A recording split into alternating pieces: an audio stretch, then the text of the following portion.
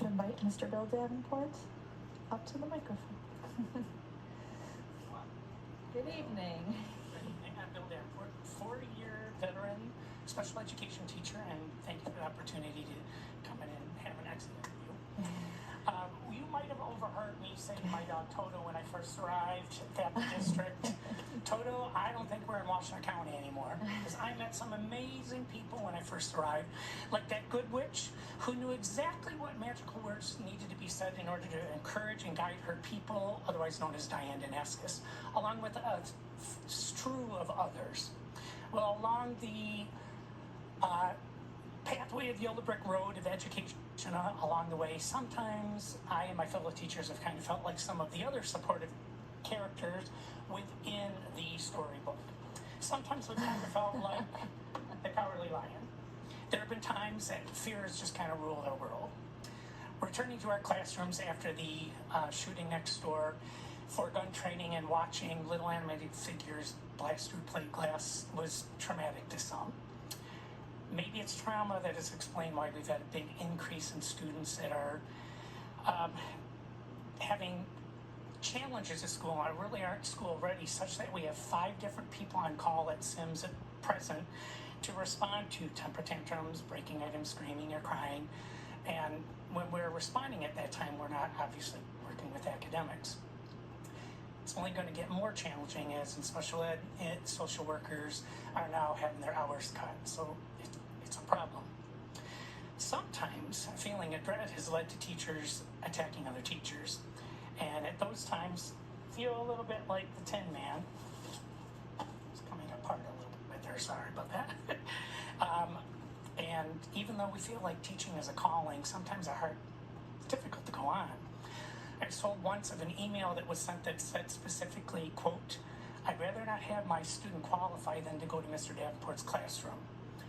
I was pulled into a meeting with what was a new administrator and special ed supervisor, and I asked, "Well, what are you doing wrong?"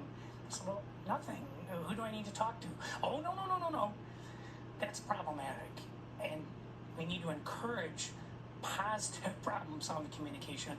But the good news was, I was able to go and talk to the general ed teacher after finding out from the building site who was concerned, listened, shared what kind of programming could be used, and the student did qualify and had a great year. However, I was told later the building site came by to do an observation, but was sent to check in by a member of administration, which gives a lesson, I think. If, as an administrator, you have an open door policy, but it's really just a portal for flying monkeys to come in and share gossip that's not substantiated, there might be something wrong with either the building or the department's culture. Sometimes not feeling supported has led to teachers just feeling like they just don't want to continue. A teacher shared with me that once was told, instead of getting support, well, maybe you should start drinking as a joke. Another was told, well, perhaps you have ADHD. Another was reprimanded for wearing the wrong shoes. That was a really odd one. Another was told, I'm determined to light a fire under you rather than address the problem that the teacher was bringing forth. Another was told, out lie, no one from the previous grade wants to send anyone to you because of the way you act. It was not truth, but the teacher still ended up leaving. When you. Sometimes we've kind of felt like the scarecrow if there's been administrators swooping in, but there's not been any collaboration with teachers. There's been unnecessary paperwork, such as after COVID, all the LRC teachers being given their stack of caseloads and told you need to amend these to cross the T's and dot the I's. Contrast that with meeting with the kids at the time we were half day, having them stay for lunch and working on skills. Paperwork, people. Evaluations are really challenging sometimes.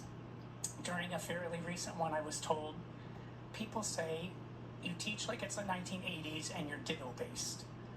Such an ageist comment, obviously, is worth less than flying monkey dung, which at least could be used to fertilize the grounds around Oz.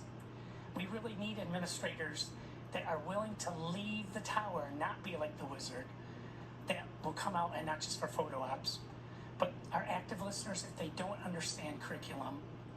that will decrease problem behavior, not increase it with +3 words and smoke and mirrors.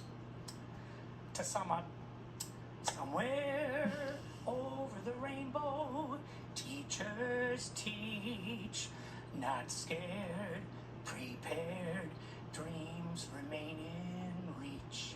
Thank you very much, and God bless Thank you, teachers. Mr. Davenport, for your 40 years as well. Thank you.